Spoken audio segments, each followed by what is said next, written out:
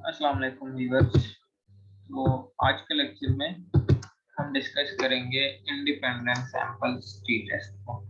ठीक है, तो इंडिपेंडेंट सैंपल, इससे पिछला जो हमारा लेक्चर था वो था वन सैंपल टी टेस्ट, उसमें एक ही सैंपल था। अब यहाँ पे हमारे पास सैंपल दो हो गए। ठीक है, तो दो सैंपल्स को हमने टेस्ट करना है, ये देखना है कि आया पहले का मीन दूसरे के मीन के बराबर है या बराबर नहीं। तो हम इसके लिए जो H0 है और H1 है वो इस तरीके से बना सकते हैं कि population mean 1 is equal to population mean 2, या तो हम इसको ऐसे लिखे कि mean 1 is equal to mean 2, या हम इसको ऐसे भी लिख सकते हैं मीन 1 माइनस मीन 2। ठीक है, तो अगर दोनों इक्वल है तो इक्वल टू 0 होगा, जाहिर सी बात है। ठीक है, अगर नॉट इक्वल टू होगा तो हम उसका अल्टरनेटिव हाइपोथेसिस नॉट इक्वल की फॉर्म में बनाते हैं। अब इसके अंदर दो सिचुएशंस बनते हैं, या तो पॉपुलेशन वेरिएंसेस इक्वल होंगे या पॉपुलेशन वेरिएंसेस अनइक्वल होंगे। अगर पॉपुलेशन वेरिएंसेस जो है वो इक्वल हो तो उसके लिए मैनुअली कैलकुलेशन हम इस फार्मूले से कर लेते हैं। ठीक हो गया, तो ज्यादा डिटेल में मैं नहीं जाना चाहता। ये जो लेक्चर है मैनुअली कैलकुलेशन की, डिस्क्रिप्शन में मैं वो लिंक दे दूंगा, आप वहां से इसको देख सकते हो। ठीक है, और अगर पॉपुलेशन वेरिएंसेस जो है वो अनइक्वल हो तो फिर उसकी कैलकुलेशन हम मैनुअली ऐसे करते हैं।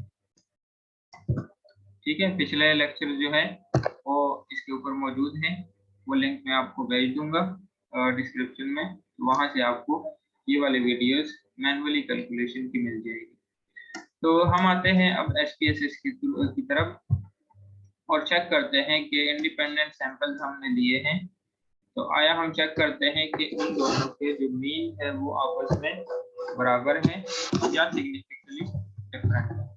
ठीक है, तो सबसे पहले मैं आता हूँ वेरिएबल व्यू की तरफ।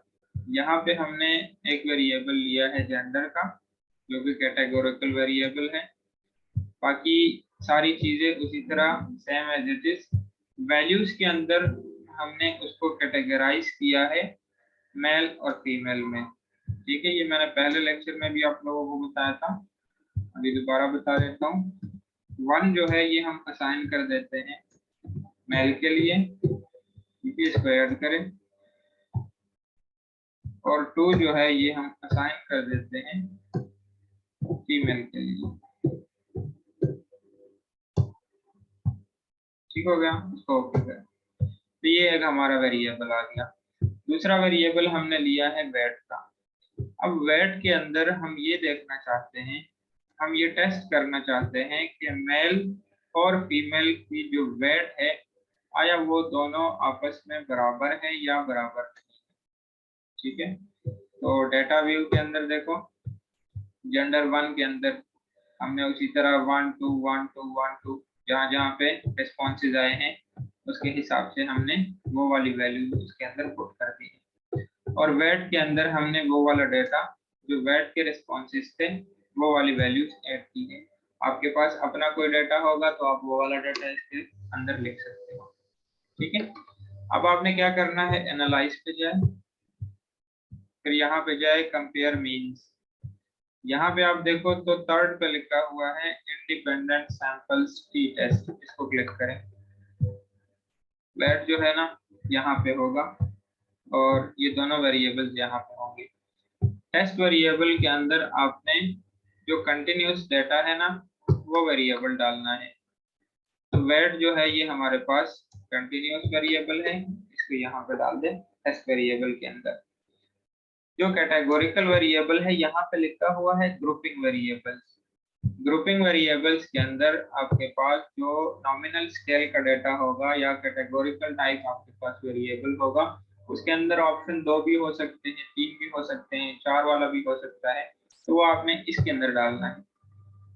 लेकिन अब देखो ओके का ऑप्शन जो है ना अभी भी नहीं आ रहा। पहले वो कह रहा है कि जेंडर के अंदर आप डिफाइन करें कि कौन कौन सी वैल्यूज हैं, तो डिफाइन ग्रुप पे जाएं। यहाँ पे देखो ग्रुप 1 इसको मेल लिखो कि ग्रुप 1 जो है उसको हम मेल की कैटेगरी लेते हैं और ग्रुप 2 जो है वो फीमेल के है। तो इसको कंटिन्यू कर दो। अब आप देखो जब आपने यहाँ पे 1 2 लिख दिया ना तो ओके का ऑप्शन भी आ गया। ठीक है, अब आप इसको ओके करें। जब हम इसको ओके कर देते हैं तो यहाँ पे आपके पास ग्रुप स्टैटिस्टिक्स आ जाता है मेल और फीमेल का।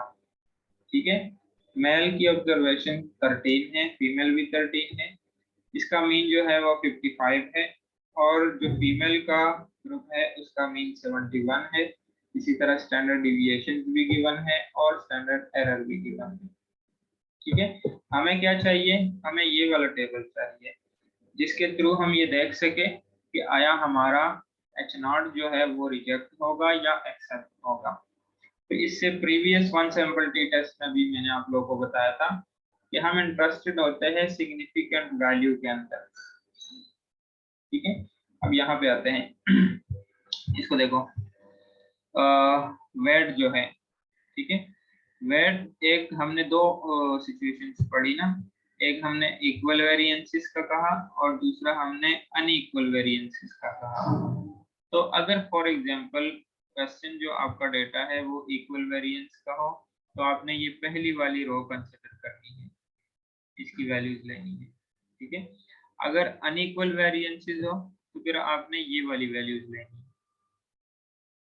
ठीक है, तो यहाँ पे लिखा है 11th test for equality of variance, इसकी तरफ मैं बाद में आता हूँ। पहले हम ये टी टेस्ट के जो हमारे रिजल्ट्स आए हैं जिसको हम टेस्ट करने जा रहे हैं उसको डिस्कस कर लेते हैं। यहाँ पे देखो ये जो थर्ड कॉलम है इसके अंदर लिखा है टी। ये आपके पास टी की वैल्यू है जो टी कैलकुलेटेड वैल्यू होती है, जो मैनुअली हम कैलकुलेट करते हैं ना, टी स्टैटिस्टिक की वैल्यू फॉर्मूले में वैल्यूज पुट कर देते हैं। ये आपके पास आ गया वो वाला answer. Degree of freedom 24, n1 plus n2 minus 2, 26 values थी, 2 को हमने माइनस कर दिया, 24 आ गया। अब हम आते हैं सिग्निफिकेंट वैल्यू की तरफ।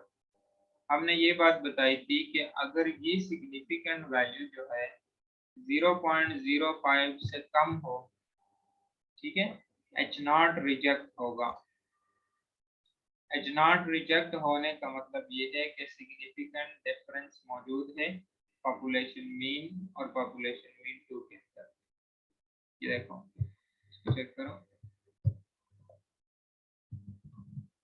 H0 देखो, H0 में हमने लिखा है कि मीन 1 जो है वो म्यू 2 के बराबर है, लेकिन हमें यहाँ के रिजल्ट से पता चला कि सिग्निफिकेंटली डिफरेंस आ रहा है। कहाँ से पता चला कि 0.05 के साथ जब हमने 0.014 को कंपेयर किया तो 0.014 ये 0.05 से कम निकला। तो जब सिग्निफिकेंट वैल्यू 0.05 से कम हो इसका मतलब ये होता है कि H0 रिजेक्ट होगा। तो यहाँ पे जब हम H0 को रिजेक्ट करेंगे ना, इसका मतलब ये होगा कि मीन 1 जो है वो मीन 2 के बराबर नहीं है। ठीक है, तो ये आ गया। फिर इसका डिफरेंस मीन जो है वो भी आपको बताया गया है कि इतना मीन है। स्टैंडर्ड एरर डिफरेंस बताया गया है, अगर आपने कॉन्फिडेंस इंटरवल फाइंड करना हो तो उसकी वैल्यूज भी आपको यहाँ पे दी गई। ठीक है, अब आते हैं यहाँ पे अगर वेरिएंसेस अनइक्वल है। ठीक है, तो अगर वेरिएंसेस अनइक्वल है तो भी यहाँ पे 0.015 सिग्निफिकेंटली डिफरेंस दोबारा आ रहा है। फिर भी 0.05 के साथ हमने इसको कंपेयर किया तो H0 जो है वो रिजेक्ट हो गया। ठीक है, अब मैं आता हूँ यहाँ पे, इसको देखें। 11th टेस्ट जो है ना, ये वेरिएंसेस के इक्वलिटी के लिए हम यूज करते हैं कि आया वेरिएंसेस जो है वो इक्वल है या वेरिएंसेस इक्वल नहीं। ठीक है, तो जब हमने इसको देखा ये लिखा हुआ है सिग्निफिकेंट वैल्यू। जब भी आपको टेस्ट के अंदर सिग्निफिकेंट वैल्यू मिलती है तो आपने उसको अल्फा की वैल्यू 0.05 के साथ कंपेयर करना है। ठीक है, अगर 0.05 के साथ आप उसको कंपेयर करोगे और सिग्निफिकेंट वैल्यू 0.05 से ग्रेटर हो, ठीक है, इसका मतलब ये होगा कि H0 जो है वो एक्सेप्ट होगा। एच नॉट एक्सेप्ट होने का मतलब ये है कि वेरिएंसेस जो है वो इक्वल है। ठीक है, जब वेरिएंसेस इक्वल है तो देखो हमने ये वाली रो इसको कंसिडर किया है। क्लियर? अगर ये वाली वैल्यू जो है ये 0.05 से कम होती तो फिर हम कहते हैं कि वेरिएंसेस जो है वो अनइक्वल है। ठीक है, तो 11th टेस्ट हमें ये बताता है फॉर द, ये हम यूज कर देते हैं for the equality of variances. यहाँ पे हमने सिग्निफिकेंट वैल्यू से चेक किया कि वेरिएंसेस जो है वो क्या है, इक्वल है। तो इस तरीके से हम इंडिपेंडेंट सैंपल टी टेस्ट को एसपीएसएस के अंदर टेस्ट करते हैं। ठीक है, इंतहाई इजी है, अब इसके ऊपर प्रैक्टिस करो और फिर इंशाल्लाह मिलते हैं नेक्स्ट लेक्चर।